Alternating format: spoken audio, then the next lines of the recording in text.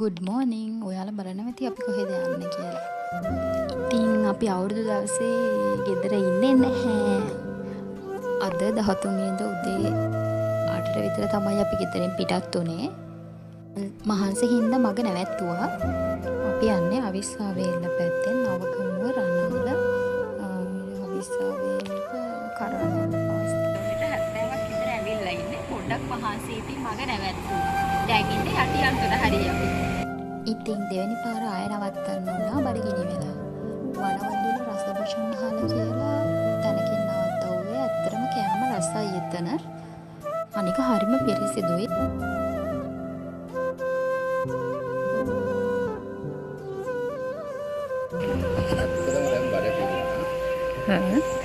අපි කෑම නේද? ඉතින් ඔන්න අපි ආපහු යන්න පිටත් වුණා. අපි දැන් ඉන්නේ ගිනිගත් තියෙන ටවුන් එක පාස්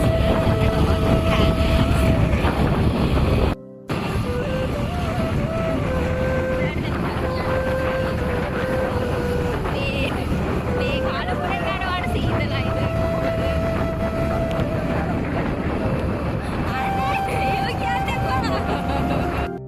කඳුලේ ඔබ ඕනෑ තනි නෑ ළඟ ඉන්දිය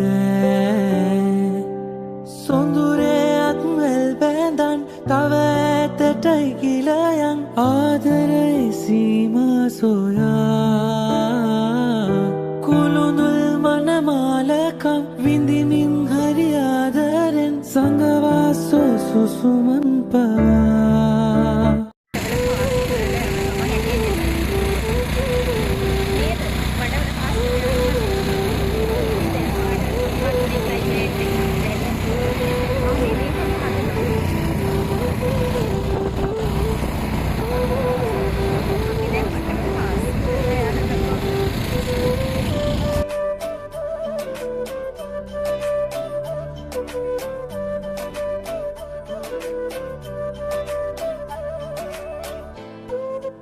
මේ හරියදී නම් පොඩ්ඩක් වැස්සා.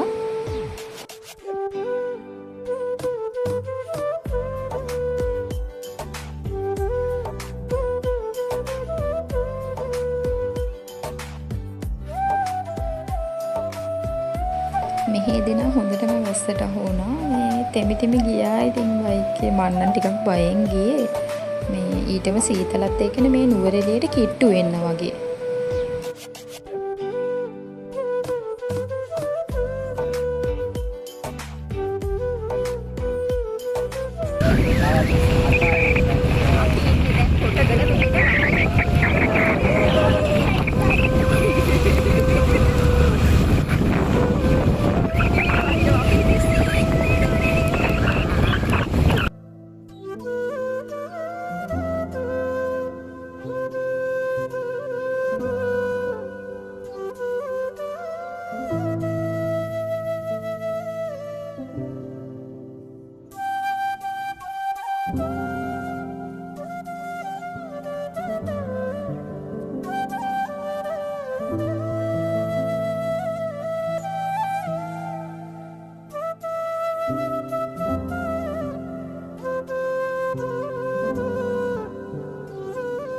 වැස්ස ටිකක් තදයි. ඉතින් මම ජැකට් මොකුත් ගෙනාවේ නෑ. මෙයා නම් ජැකට් එකක් ගෙනාවා.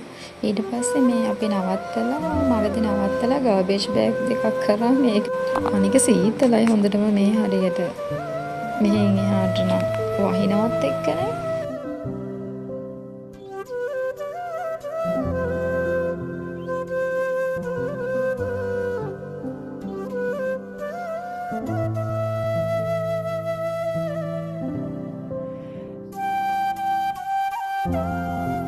ඔය ඇතින් පේන්නේ ශාන්ත ක්ලෙයා දියඇල්ල.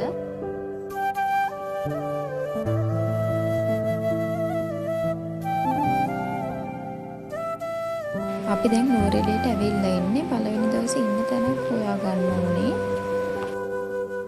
ඉතින් කොහොමරි තැනක් හොයාගත්තා.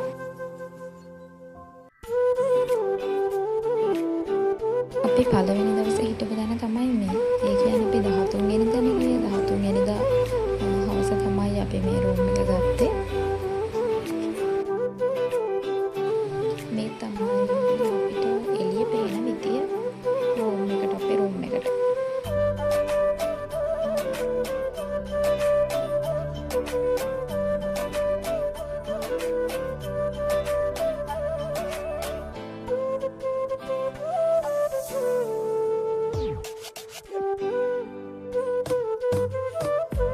මේ පහුවෙනිදා උදේ 4ට විතර, ඒ කියන්නේ 14 වෙනිදා අලුත් අවුරුදු දවසේ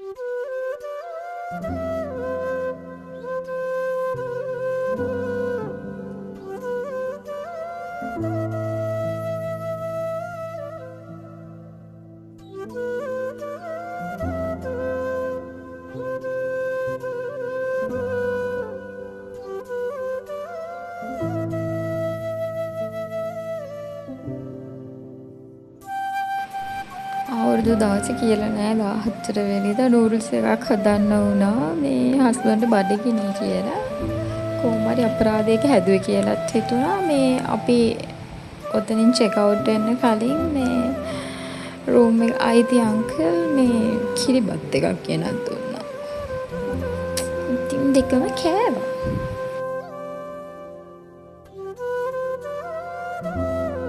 අවසන් හුස්ම පොත වැඩෙනකම් ආදරණීය මිනිස්සු විතරක් හම්බෙන්න ඕනේ.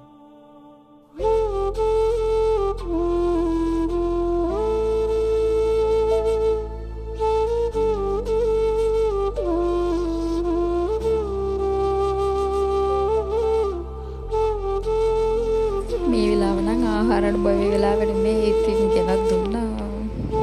අපි කැස්පති.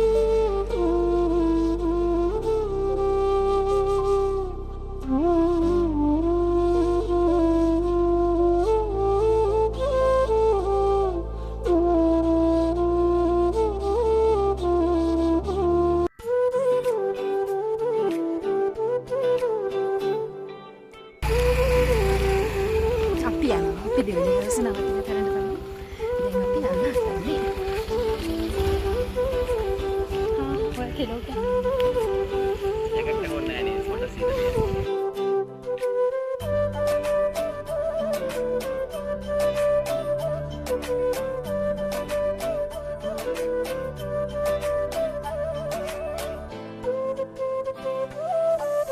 එකොළහට විතර අපිට රූම් එක බාර දෙන්න තිබ්බා. ඊට පස්සේ අපි එළියට ඇවිල්ලා එහෙම අපි ඔය දෙවෙනි දවසේ නවතින තැනට යනවා කිව්වට මේ එහෙට ගියේ නෑ.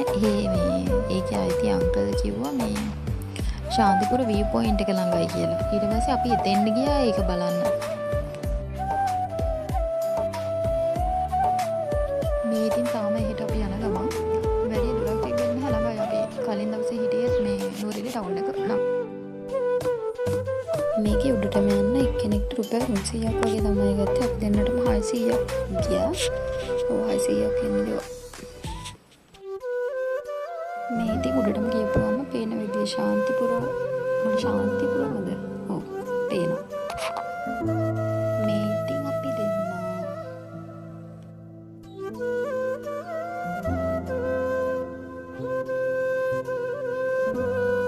ඒ උඩටම ගියපුවම හරිම ලස්සනයි. ඒ පැත්තම පේනවා අර මාර ලස්සනයි. අපි අර උඩම ඉන්නවා වගේ.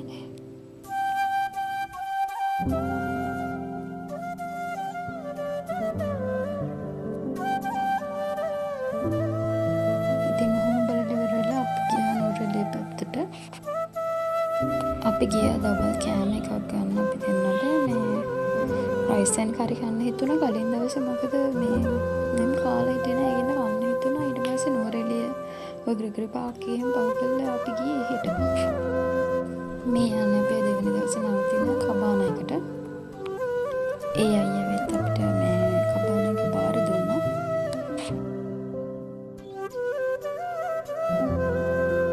පයින්ස් කැලයක් මැද තමයි කබානායක තිබ්බේ. එන්න යන මම ඔයාලට පෙන්නන්න. පැතුර.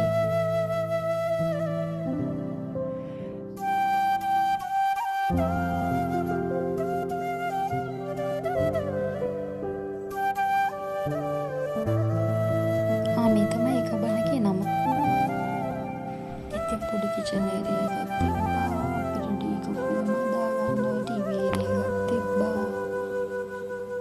අර හරිම ලස්සනයි.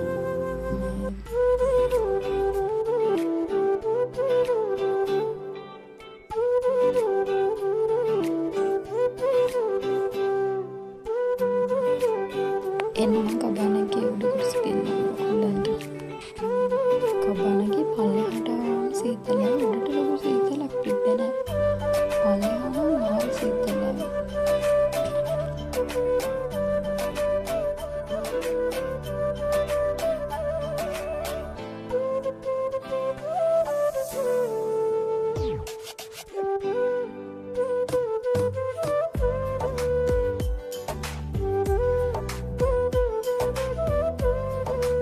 එන්න තමයි මන්නම් මාල් මාස උනේ. ඇත්තටම ලස්සනයි එතන.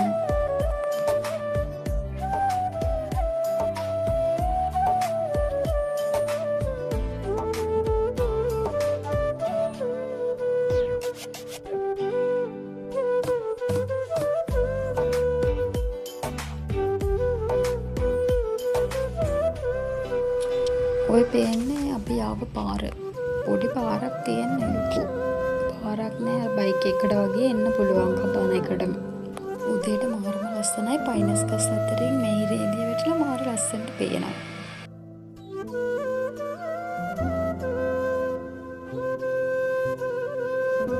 යාළුවොත් එක්ක උනත් ඕගොල්ලන්ට යන්න පුළුවන්. ඇත්තටම රෙකමන්ඩ් තව කෙනෙක්ට රෙකමන්ඩ් කරන්න පුළුවන්. හරි ලස්සන තැනක් තමයි.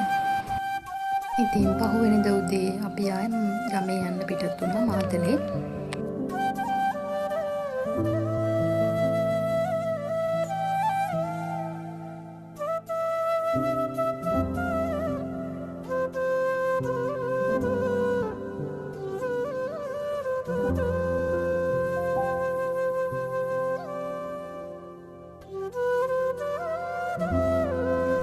ඉතින් ඔහොම තමයි අපි නුවරනේ හිටියේ දවස් දෙක ගෙවුනේ. ඉතින් කවදා හරි මේව බලනකොට ඇත්තටම ලස්සන මතක විදිහට මේක තියෙයි. ඉතින්